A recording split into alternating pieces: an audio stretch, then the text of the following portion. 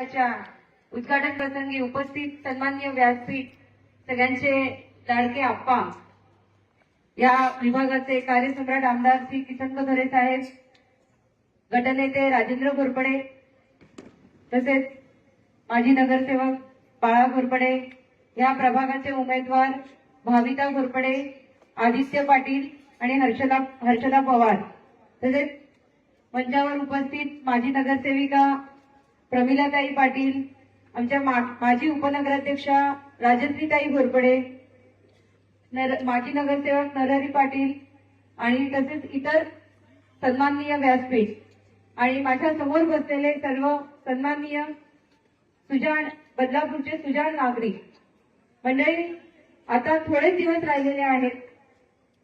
2 तारखेला म्हणजे उद्या 8 दिवस, पुढच्या मंगळवारी आपले निवडणूक आहे आणि त्याच्यासाठी आता आपल्याला कंबर कसलेली आहे की अजून जोरात कसायची आणि काम करायचंय.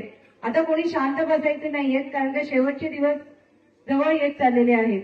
येत्या रविवारी 30 तारखेला आपला प्रचार सुद्धा संपेल, पण तोपर्यंत आपण प्रत्येक व्यक्तीपर्यंत पोहोचायचंय आणि त्या व्यक्तीपर्यंत पोहोचण्यासाठी तुम्ही ज्या कार्यकर्ते काम करत आहात, ज्या तळागाळात जाऊन काम करतायत, प्रत्येक घराघरात जाऊन काम करतायत, लोकांशी संपर्क करतायत, उमेदवार तर जातोच आहे, पण तुमचं सर्व कार्यकर्त्यांचं सुद्धा एक कर्तव्य आहे की जास्तीत जास्त लोकांना आपण कन्व्हिन्स करायचंय की भाजपाच्या उमेदवारांना का निवडून द्यायचंय आणि त्याच्याच बरोबर नगराध्यक्षाला का निवडून द्यायचंय. आताच राजेंद्र घोरपडे सरांनी तुम्हाला सगळ्यांना सांगितलं की आमचं क्वालिफिकेशन काय आहे, आमचा अनुभव काय आहे.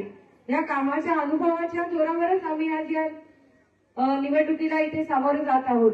मंडळी, आपण जे आम्ही हे शिलेदार आहोत, जे काम करण्यामध्ये जास्त विश्वास ठेवतात, जसे कार्यसम्राट आमदार जास्तीत जास्त काम करतात, त्याप्रमाणे आम्ही सुद्धा काम करून आमचं कर्तृत्व दाखवत आलेलो आहे.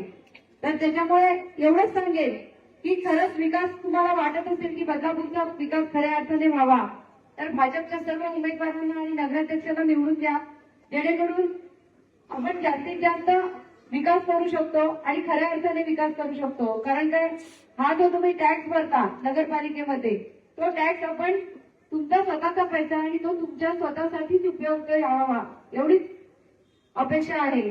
या शहराचा सर्वांगीण विकास व्हावा. आपले बदलापूर जे गाव म्हणून ओळखलं जात होतं, त्याची एक स्मार्ट सिटी बनवायचं आमचं स्वप्न आहे. ही स्मार्ट सिटी बनवण्यासाठी जर तुम्हाला स्मार्ट सिटी बनवायची असेल तर तुम्हाला भाजपाच्या उमेदवारांना निवडून देण्याशिवाय काही पर्याय नाहीये. कारण काय, आपल्याकडे जर दुसरे उमेदवार, विरोधकांचे उमेदवार आले तर ते काय काम करणार आहे ते आतापर्यंत गेल्या 10-12 वर्षात दिसूनच आलेलं आहे. आज कार्यसम्राट आमदार यांनी जर निधी उपलब्ध करून दिला नसता तर खरंच आपलं बदलापूर शहर अजूनही मागे राहिलं असतं. पण आज आपल्यामुळे आज आपल्या शहराचे सर्व रस्ते कॉन्क्रीटचे झालेले आहेत.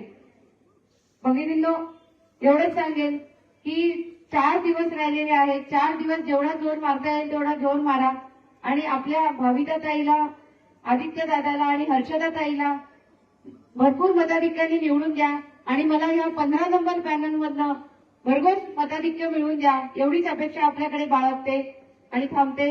जय हिंद, जय महाराष्ट्र.